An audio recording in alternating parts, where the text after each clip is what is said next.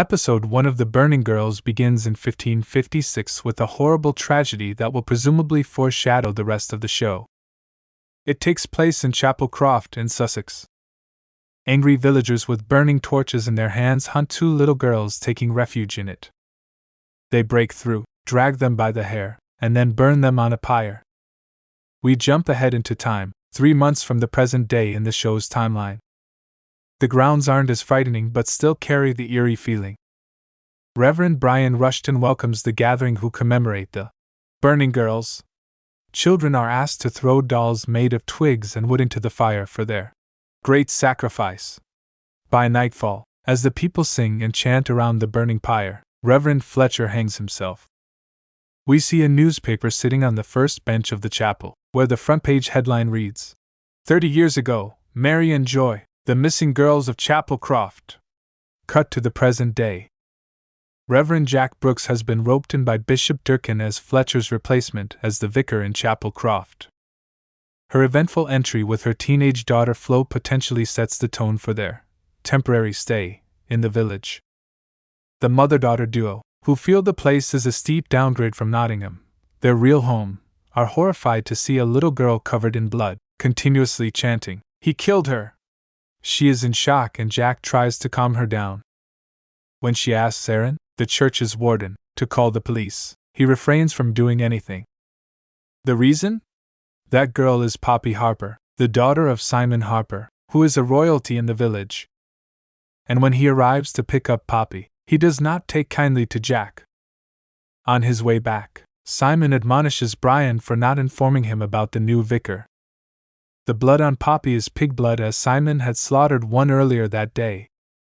It is clear that Jack and Flo are carrying some baggage from the past. It definitely involves a young girl and has something to do with the church.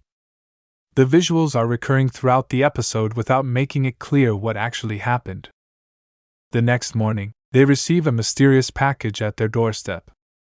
In it is an exorcism kit, which makes Flo fidgety. It is happening again. Jack tries to calm her down and move past it. Brian welcomes Jack and advises her to make amends with Simon as his family is respected and admired by the villagers. His ancestors were also burnt all those years back. Brian introduces Jack to the congregation as an old woman, Mrs. Joan Hartman, stares at her intently from the first bench. Aaron asks Jack to give Hartman her sweater back, and she goes to her house later. And that meeting is quite eventful as well. Hartman explains to Jack that if she sees the burning girls around the chapel, something bad will befall her.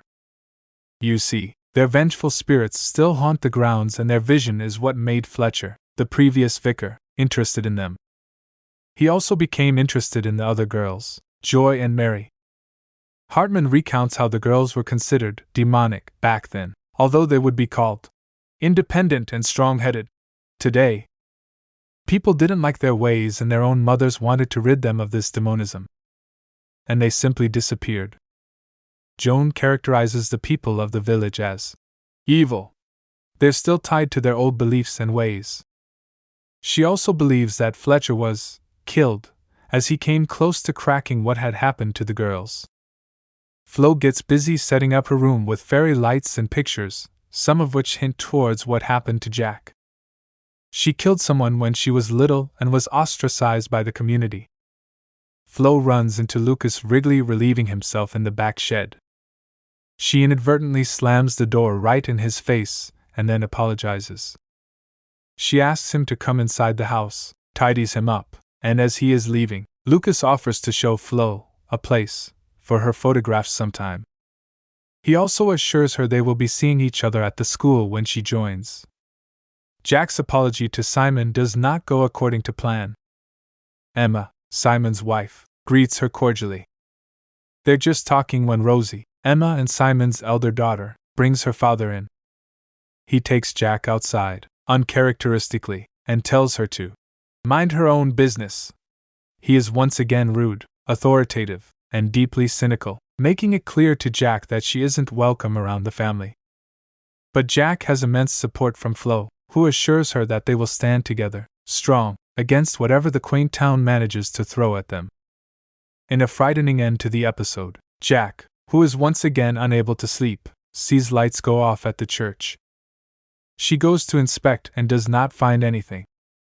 As she is locking up and going back, she sees the burning girls, indicating something bad will befall Flo and her. She also finds a charred Bible kept near the chancel, which is revealed to belong to Mary. We even see a flashback of her curiously watching it catch fire. Is Mary alive? The episode review episode 1 paints quite a compelling picture of Chapel Croft. It certainly promises to have everything you need for a proper pre-Halloween scare. Samantha Morton anchored the episode beautifully.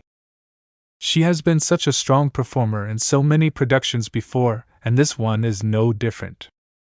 Her character is far from perfect, something she will relish portraying going forward. The Burning Girls did not provide too many surprises and did reasonably well to deliver on the expectations it had set up for the opener. The traditions of religious rituals and cult-like communities are kept alive well in episode 1, although I am not sure how the core mystery will play out.